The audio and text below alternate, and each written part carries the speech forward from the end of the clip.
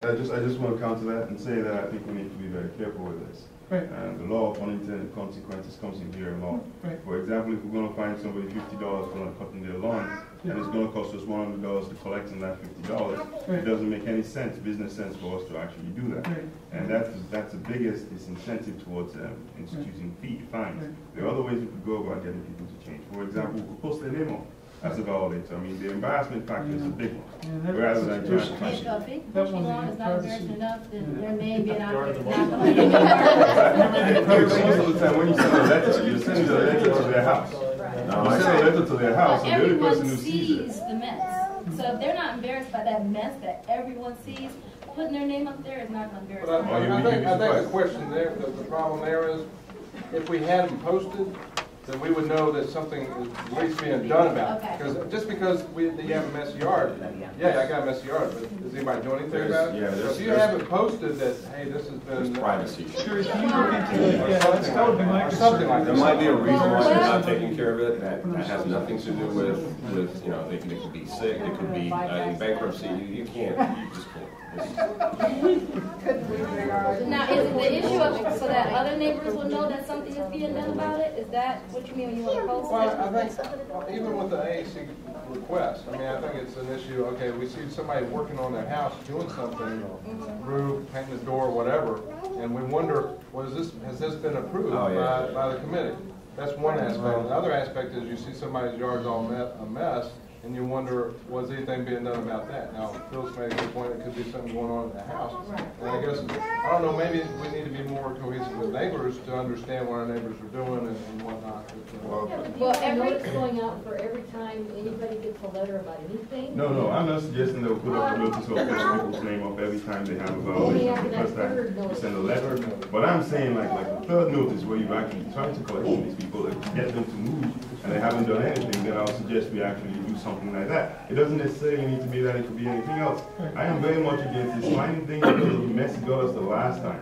Okay, we ended up spending how many thousands? See that? And the reason we're in that mess is because we didn't have a way to have any recourse. Yeah, in that situation with the fence, the only remedy was to remove the fence, right? That's what the covenant provides us.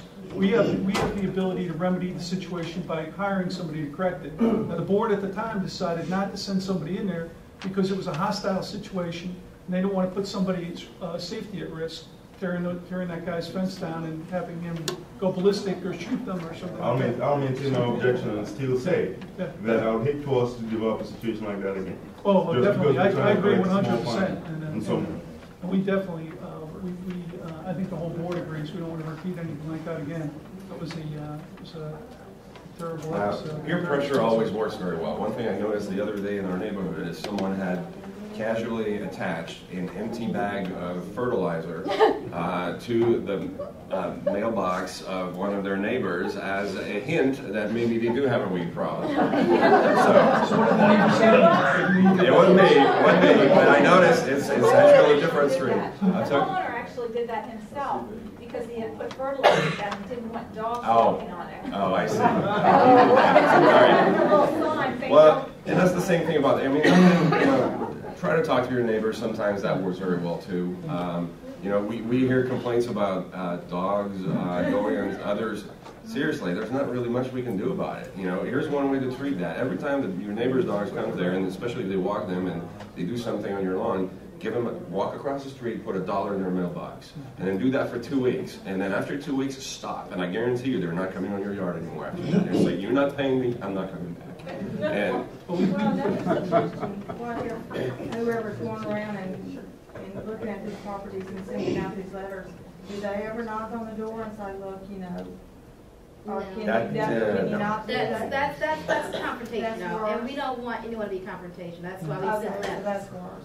But in the interest of disclosure, if you all want to know if something's happening with a particular yard or a particular situation in the neighborhood, every month that we meet, we have a list of what's going on, who's been sent the letter, who's late on their dues, and if you come to the meeting, you will see, you know, what's going on.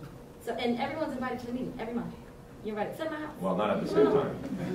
And not to get off that, you know, go on to something else, but we addressed the erosion issue last year. The erosion. Are we gonna do anything about that? Because we have a bad problem. That's something that continues to be on the radar, and there's been discussions, Heather included, with the city, that erosion and the problem with the, Oh, the berms, the backside? yeah, there's several of these issues that are trying to work with the city on some of these things, but they're not resolved, and they're still in the works. Where is this problem? I'm sorry? The erosion? Sometimes it's on yards, sometimes it's on our property. Any of the yards that have Yeah. the slope with the junipers planted on them, the builder planted teacup junipers, which are not meant to control erosion, and so we're all losing our yards. But to give you an example, some of the neighbors, like specifically between my neighbor and I, when there's a lot of water, the way the street is designed, it goes over the driveway and straight between the two buildings. And that's a city issue. There's really, we're trying to address it with the city, and it's really kind of Pulte and the city that just point at each other for a long time. These are long-term things that we're trying to work with the city, but it's difficult. Now, there's common areas that have similar issues also. The parking lot pool has what we call it, the bulge. That's growing. Yeah, so it's going to require further work for the city, but it's slowly moving. Any other questions, folks? Yeah, just one other thing, on the gazebos and umbrellas and stuff in the pool area, Right. could you maybe post some pictures of what you intend to buy? Or, I Right. mean, I think the shade is wonderful, it's just, Yeah. that's like a big selling feature in the neighborhood, maybe we need to think about Something. other options in terms of aesthetics, Right. That's Okay. just a thought. All right. I know- As far as the gardening, doing the plant, who's deciding on what plants and all that? Mr. This Beal. committee. Our newest board member. I don't mind telling them. I guess so. I wanted to suggest an addition to the pool. I was talking to Jim the other day, and I don't know, but it'd be lovely, it'd be great to have an in-ground jacuzzi. I mean, if we have the funds for We'd all be out there. I mean,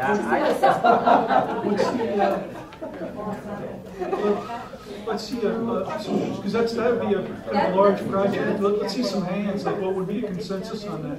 Who would be you for guys support swapping that? out the baby pool for a jacuzzi? Swap Rather than swap it out. Can we have a ballpark estimate of how much that would cost for you?